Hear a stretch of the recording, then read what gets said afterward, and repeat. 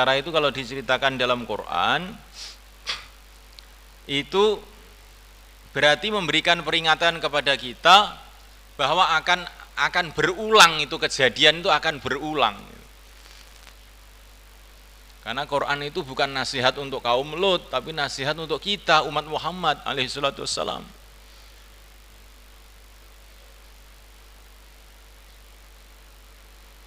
Mereka cerita mengenai Fir'aun umpamanya. Kenapa diceritakan bahwa nanti akan ada orang-orang yang punya sikap-sikap seperti Fir'aun ini akan muncul di kalangan umat ini.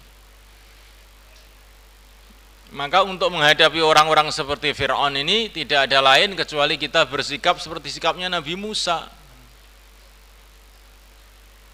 Orang kaya yang khianat, seperti Qarun, Qarun itu Bani Israel tapi khianat kepada Nabi Musa. Bahkan dia ini masih famili Nabi Musa, tetapi dia justru memusuhi.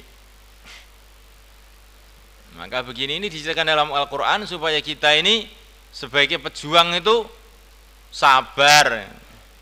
Bisa saja pejuang itu musuhnya nanti teman-temannya sendiri, familinya sendiri memusuhi, bahkan santrinya sendiri. Karena Qarun itu sudah banyak belajar agama dari Nabi Musa. Begitu juga ini cerita mengenai kaum Lut ini. Ini hati-hati terutama untuk santri ini. Karena ini perkara akan berulang lagi, naudzubillah. Jangan sampai kita terkena perkara ini gitu. Maka santri itu kalau tidur pakai adab tidur,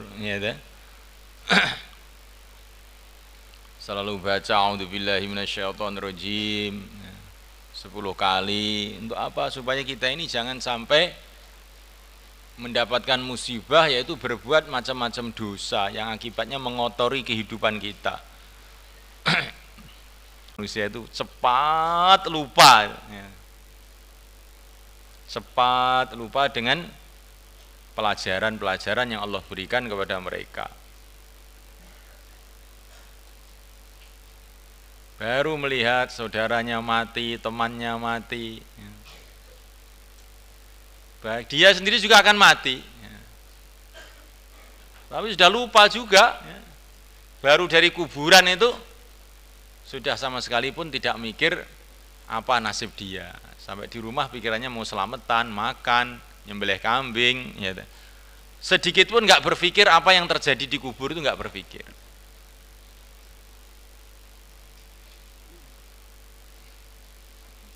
Oleh itulah kata para ulama, innama sumuya insan likasrotil nisyan. Manusia itu dikatakan insan karena banyak lupanya, cepat sekali lupa itu.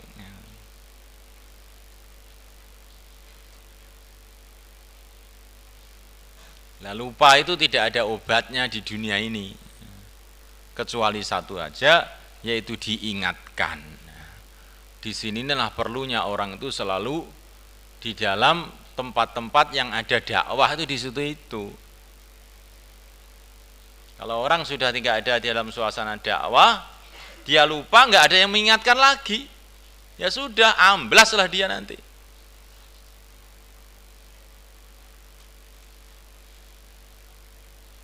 Nggak ada istilah bengeling-eling dewe,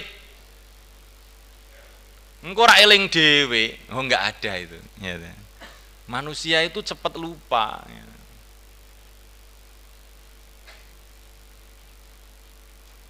Jadi nggak ada istilah beneling dewe, nanti kan ingat sendiri, nanti kan berpikir sendiri, itu nggak ada itu. Itu pemikiran nggak benar itu. Harus diingatkan. Wong diingatkan terus itu aja kadang-kadang nggak mau ingat kok. Bagaimana kalau nggak ada yang mengingatkan? Oh sini sudah sama-sama besarnya, sama-sama dewasa, biarin aja kan, biar mikir sendiri. Oh itu pemikiran kelihatannya seperti benar gitu, enggak benar itu. Seumpama manusia itu dengan otaknya, dengan kedewasaannya itu cukup untuk bisa berpikir sendiri, enggak usah diingatkan orang, tentu Allah tidak mengutus para nabi, para rasul. Allah mengutus para nabi, para rasul itu menunjukkan bahwa manusia tidak cukup dengan otaknya sendiri.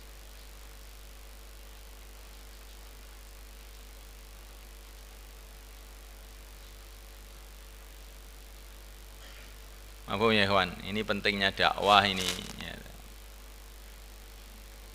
Minimalnya orang itu berpikir, umpama Allah tidak menciptakan langit dan bumi, apakah akan ada langit dan bumi itu?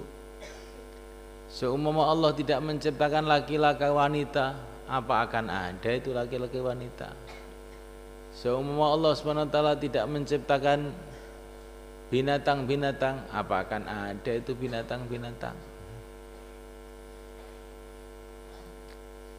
Binatang-binatang itu macam-macam. Ada yang kaki 2, ada yang kaki 4, ada yang tidak berkaki, macam-macam bentuknya. Bagaimana itu semua bisa terjadi? Kalau sedikit aja manusia itu berpikir begitu, pasti dia akan bergetar hatinya mencari Allah. Tapi manusia sibuk dengan perutnya saja, nggak berpikir ini.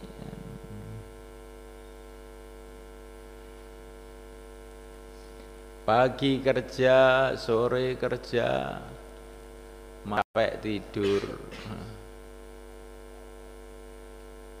Pagi kerja lagi, sore gitu lagi, malam capek tidur.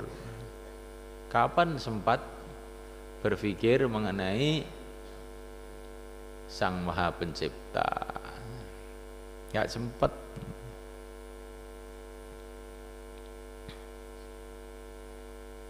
Nanti hijab, ditutup otaknya itu oleh kesibukan nafsunya itu.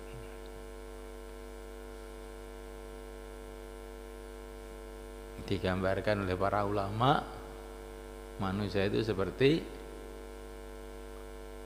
orang yang diburu musuh. Setelah diburu musuh, kemudian dia karena lari masuk ke sumur.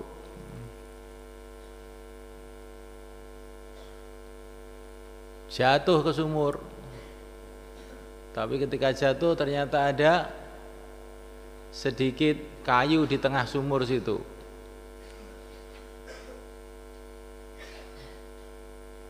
Maka dia berpegangan tidak jatuh.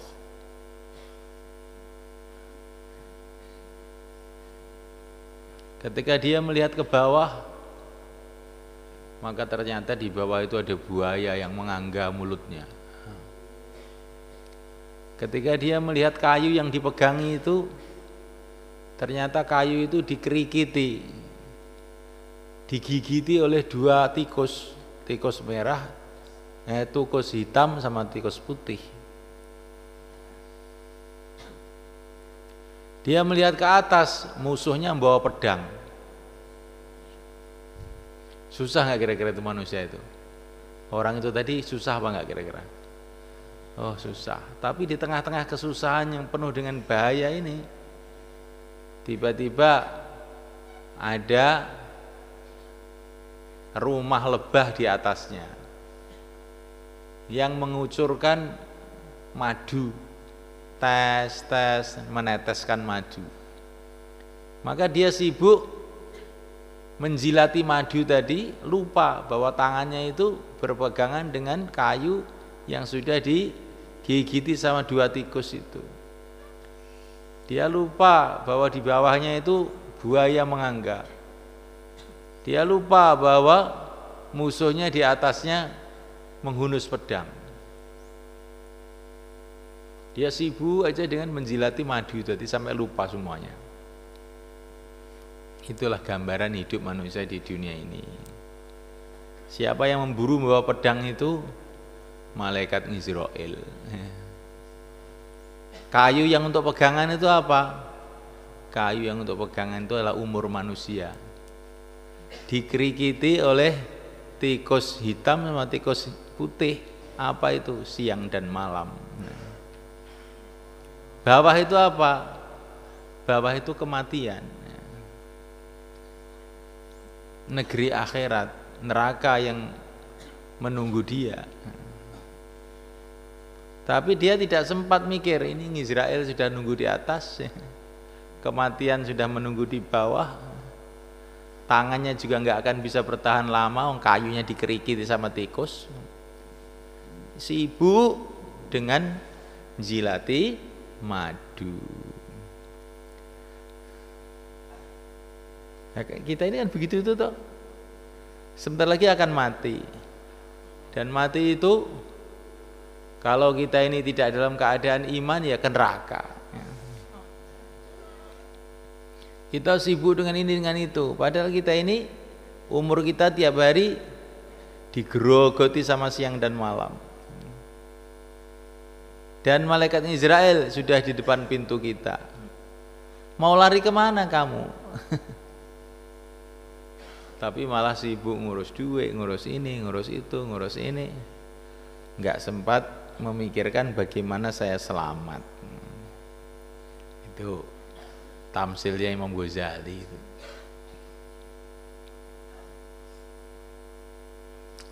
Maulaya sholli wa sallim da'iman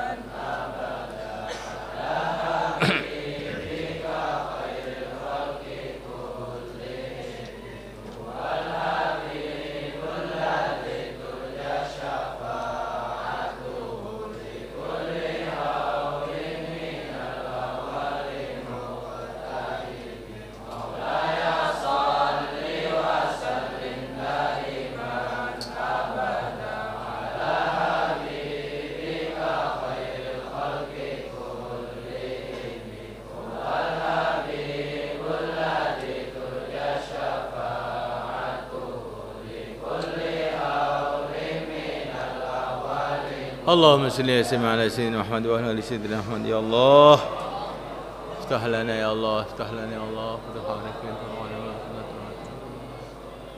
افتح لنا يا الله خير الدنيا والآخرة يا الله طهر قلوبنا يا الله